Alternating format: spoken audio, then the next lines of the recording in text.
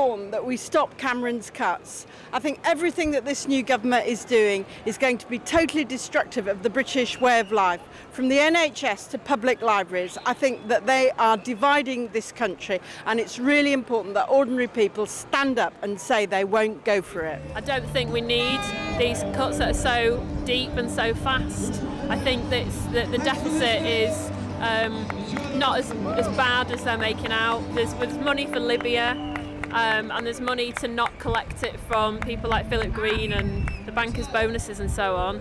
So I think this is about standing up for public services and ordinary people. I was deferred a year, so I was forced into a situation where there were no jobs. I'm looking for a job. It took me 4 months to find a part-time job, which I still currently have 6 months later, earning £57 a week instead of earning £50 a week from benefits.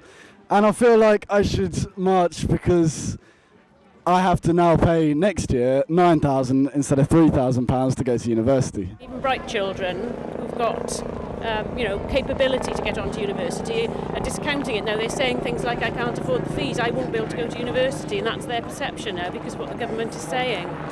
So, it's really damaging to their aspirations as well as, the actual cuts that are damaging the services that they're taking, that they're using at the moment. The government are taking our money and they're wasting our money, and we need to spend the money on the kids, education, the future. The kids are our future and we got to invest in that, and that's why I'm angry with this government, because they're not listening.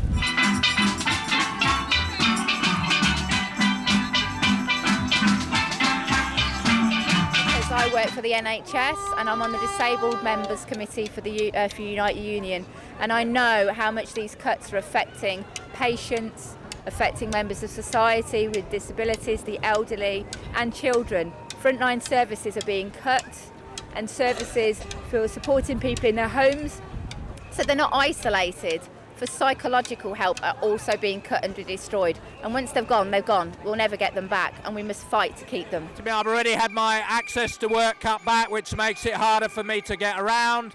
And the year after next, I will have my disability living allowance reviewed. I had polio when I was 9 months old. It's only deteriorated, not getting better. Why do I need to be reviewed?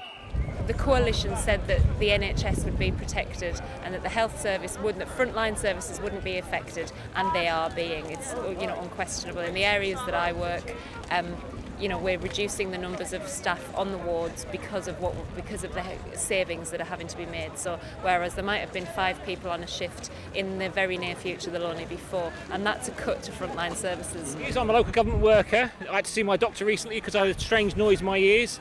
And when he asked me what it sounded like, I said, it sounds like someone sharpening an axe. And he said, you're a local government worker, it is someone sharpening an axe, you're going to lose your job. So it's very important for me. It makes a big difference. Both me and my wife are local government workers. It's not just our jobs, but it's also jobs for our children, future, but also the services that we provide to people are very essential. So if that disappears, then all that disappears as well. So it's not just about me, it's about our whole community. It's about everybody depending on each other. And that's the thing that the Tories and the government don't get, is that we depend on each other. We are a social, community. We're not a bunch of individuals just out for ourselves. If we don't stick together, then we end up with carnage, and we don't want that. There's been a lot of antagonism between protesters and police in previous demonstrations, but actually I have the feeling now that they're kind of with us on this one. So I made this sign, and you wouldn't believe the amount of coppers I've had nodding and putting their thumbs up at me. So they're being affected by the cuts too. As a family, we all sat down one evening watching the Prime Minister's debates, and we thought that this Mr Clegg was quite a nice guy. He seemed to be sincere. We just cannot understand, now that he's got in with this lot, that they've just rolled over. The Liberal Democrats have completely rolled over. They've not done anything that they promised they would. It's all very well to say, well, we're not the government, we're, only part of a coalition. But come on, the guy stood there with a poster saying he would do everything he could to fight increases in education fees. So kids around the country who've just reached voting age, they'll have voted for somebody who seemed to be on their side. He's a complete traitor to the people who voted for him.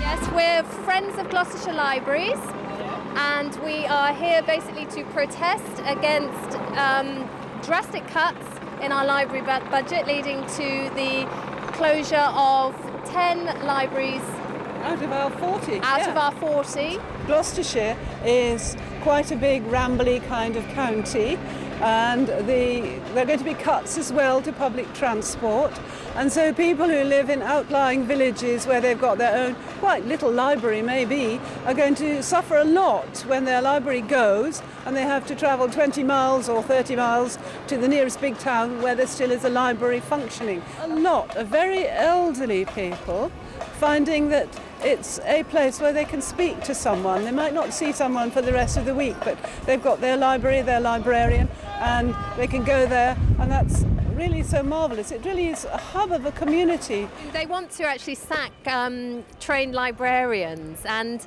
the idea that somebody who is a professional, who is qualified, should then be replaced by an untrained volunteer is actually quite offensive. Where will it end? What will we be doing? We will be doing our own operations, having driven ourselves there in our own buses. Yes. Where will it end?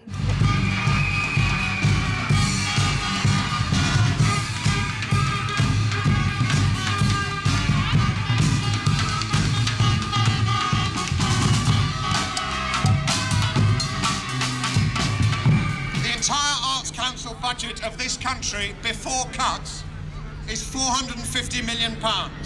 That's about 17p per person per week. That's half what we spend subsidising the arms trade. It's 5%. It's 5% of the money lost to corporate tax evasion every year. A Robin Hood tax on the banks would raise that money in 8 days. These cuts are ideological. Conservatives don't like art being cheap because it educates and enlightens working people. This hands-off approach to local authority funding means councils are given budgets that are impossible to balance, and the government says, sorry, it's none of our business. In Somerset, an arts budget of £159,000, 0.0004 of their total grant has been cut by 100%. Not only does that affect the provision of exhibitions, classes, theatre trips and touring on a scale down to the tiniest village in a largely rural county, it also sends a message to people who live in Somerset. The arts are not for you, it says. Don't think you have anything to say, or if you want to say it, go somewhere else. But the arts are a flourishing pyramid. Cut funding to the smaller regional organisations, and sooner or later you starve the larger ones to death. Britain becomes a cultural desert.